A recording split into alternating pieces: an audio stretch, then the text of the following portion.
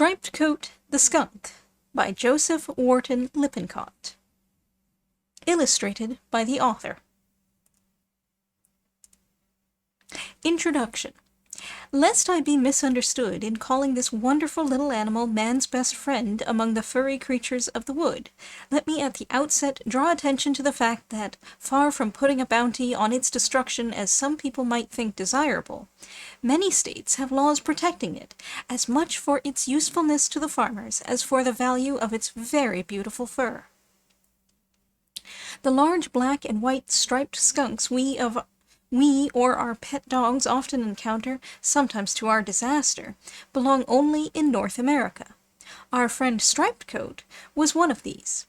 In the southern and western states lives also a little cousin of his, the spotted skunk, whose fur, though attractive, is not so valuable. But neither he nor the broad-striped skunk of Central and South America enter the pages of this story, for Striped Coat lived his life farther north than the range of either. All of the skunk family still seem to be considered unpleasant and almost unmentionable creatures merely because of their ability to throw in self-defense a liquid, in the form of a spray, possessing anything but the fragrance of roses. Admitting that the odor is indescribably awful, and that to get it on one's clothing is anything but a reason for joy, it may still be claimed that the skunk himself is by no means a smelly animal, and that his recourse to this means of defending his life is quite permissible, as proved by our own methods of warfare. In the ocean, the otherwise defenseless little squid, when attacked, throws out a dark liquid, which spreads in the water and either blinds its pursuer momentarily, or so confuses his vision that the active squid has time to escape. It is the same thing in the case of the skunk.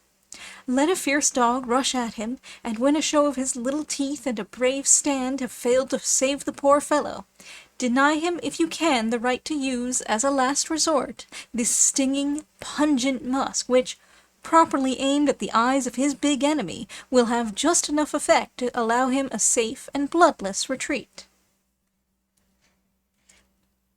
I do not doubt that there are many skunks who have never had occasion to pollute the air in this way. Several have lived for years in drains around my country home, and, because my dogs are tied at night, have only twice made their presence known by throwing musk. Once when one of their number was run over by an automobile, and once when some kind of a fight occurred among the animals feeding together at night around the garbage barrel. That they have done me great service in killing rats, field mice, beetles, and grubs is only too evident.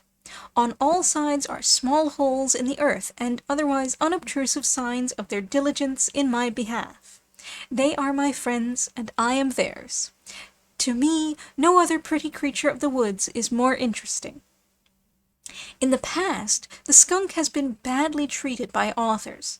It was so easy to take a humorous but barbed fling at the poor wood-pussy. But that day is past, for facts will out, and our debt of gratitude is too great longer to be ignored. If my own words in tracing a part of the life history of Striped Coat prove at all illuminating, I shall be happy. I have come across several skunks of his peculiar marking. One of them, partly tamed, is shown in the illustrations. But the story itself is largely fictional, though following throughout the habits and true characteristics of these wild little friends of man. Belonging as they do to the elusive weasel tribe, and being largely nocturnal in their habits, to chronicle all the actual happenings in the natural, wild life of one of them would seem an impossible task. Including this little creature in my wild animal series is somewhat contrary to the advice of my publishers, who naturally believe in bestsellers rather than in best smellers. But I have a fond hope that Striped Coat will win his way with readers to a place beside Bun, Red Ben, Gray Squirrel, and those to follow. I might add that a young skunk readily becomes a very tame, unusually interesting, and beautiful pet. A safe one, however, only if accidents are provided against by disarming, that is, by the removal of the 2 scent sacs. Joseph Wharton Lippincott, Bethairs, Pennsylvania.